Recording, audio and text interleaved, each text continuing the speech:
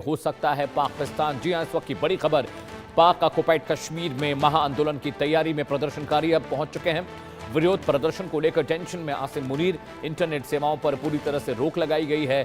पाक ऑक्युपाइड कश्मीर में भारी संख्या में पाक सेना के जवानों ने वहां पर लोगों को घेरा है। पाकिस्तान ने अधिकृत कश्मीर यानी पीओके में प्रस्तावित विरोध प्रदर्शनों को लेकर तनाव अब बढ़ता दिखाई दे रहा है। विभिन्न स्थानीय संगठनों की ओर से बड़े स्तर पर प्रदर्शन की तैयारियों के दावे किए जा रहे हैं। रिपोर्ट्स के मुताबिक संभावित आंदोलन को देखते हुए कई इलाकों में इंटरनेट सेवाओं पर प्रतिबंध लगाए गए हैं और सुरक्षा व्यवस्था को मजबूत किया जा रहा है।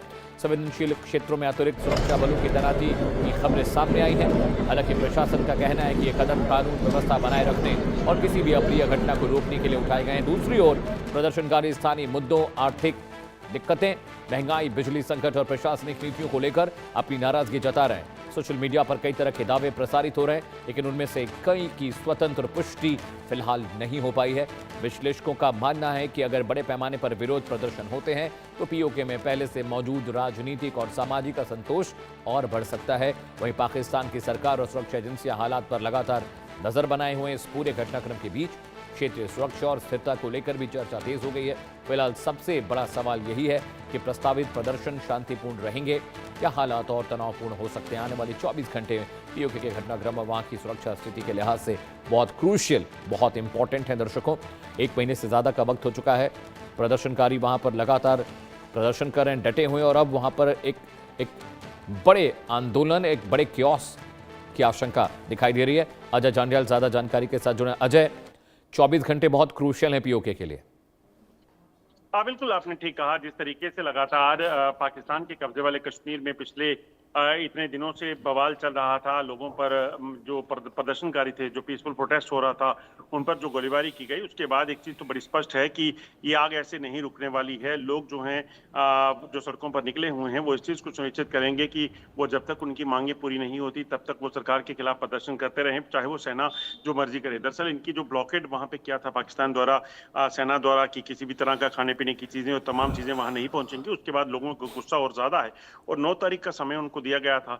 आज 8 तारीख है और कल का अगर समय, कल 9 तारीख तक अगर ये फैसला नहीं कुछ दिया जाता तो फिर अगली जो रणनीति है वो आज साझा, कल सुबह जो है वो पीओके के जो अवामी ज्वाइंट एक्शन कमेटी है, ज्वाइंट अवामी एक्शन कमेटी, वो कहीं ना कहीं अपनी जो फर्दर प्लान है वो साझा करेगी। और यकीनन उनका प्लान एक यही है कि किसी भी तरीके से वो रुकेंगे नहीं। पहले उन्होंने सड़कों पर प्रदर्शन किए हैं, अगले आने वाले दिनों में वो प्रदर्शन जो है वो सरहद की तरफ, बॉर्डर की तरफ, एलओसी की तरफ भी जा सकता है। बिल्कुल अजय, खबर ये भी आ रही है कि जो पाकिस्तानी रेंजर्स सेना है वहां पर उन्होंने एक स्टेडियम में जो लोग मौजूद थे, करीब 40,000 के आसपास लोग, उन पर फायरिंग भी की है। और अभी जो तस्वीरें हम दिखा रहे हैं, एक नई वहां पर घेरेबंदी हो रही है, पूरे शहर को कॉर्डन ऑफ कर रही है वहां की पुलिस और आर्मी। देखिए, बिल्कुल दरअसल सेना को इसी चीज का डर है कि अगर ये लोग यहाँ से निकले तो ये बाहर जाकर उन जगहों पर जा सकते हैं जहां पर जो एलओसी के इलाके हैं, क्योंकि लगातार जो बयानबाजियां की गई हैं उसमें इन्होंने साफ कहा कि किसी भी तरीके से ये जो इलाका है, जिस इलाके में प्रदर्शन हो रहे थे, उस इलाके से अब ये एलओसी की तरफ जाएंगे। और उन्हें भारत सरकार से और भारत के लोगों से गुहार लगाई थी कि वो इन लोगों की आवाज सुने, क्योंकि इन पर अत्याचार हो रहे हैं। तो अगर सरकार, अब वहां पाकिस्तान की सरकार नहीं सुनती है तो फिर उनको यकीनन इस चीज का डर है कि कहीं भारत की तरफ ये रुक ना करें, और उसी के चलते इन्होंने डिप्लॉयमेंट करके पूरा जो बैरिकेटिंग है कर दी है, ताकि लोग जो प्रदर्शनकारी है वो यहां से ना निकल पाए। बिल्कुल अजय, हम तस्वीरें भी दिखा रहे हैं और वहाँ पर खबरें ये भी आ रही हैं कि पाकिस्तानी सेना भी वहाँ पर जैसे घेरेबंदी करे, तो इंडियन आर्मी भी अलर्ट मोड पर है। बीएसएफ भी लगातार पूरी सक्रियता से एलओसी और तमाम आसपास के इलाकों को देख रही है। बड़ा मसला ये भी है अजय, डर ये भी है कि अगर पब्लिक उधर से भागकर एलओसी की तरफ आई, भारत की सीमा की तरफ आई, तो क्या होगा। इस सिचुएशन को संभालने के लिए सेना ने भी बाकायदा तैयारी की है। बिल्कुल आपने ठीक कहा। जिस तरीके से लगातार प्रदर्शन चल रहे हैं, एक चीज तो बड़ी स्पष्ट है कि लोग जो हैं वो अपनी तरफ से पूरे तरीके से तैयार हैं कि वो घर नहीं लौटेंगे जब तक कि उनकी मांगे नहीं मानी जाती।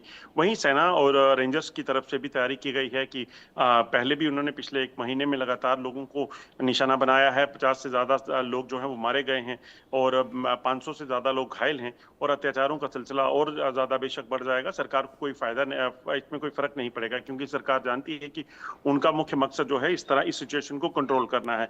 उनके लिए एक 3rd ग्रेड सिटीजन है और उनको उसी की तरह ट्रीट किया जाता है। अजय, आप साथ से एक और बड़ी खबर आ रही है, दोबारा मैं आपके पास आऊंगा। इस बीच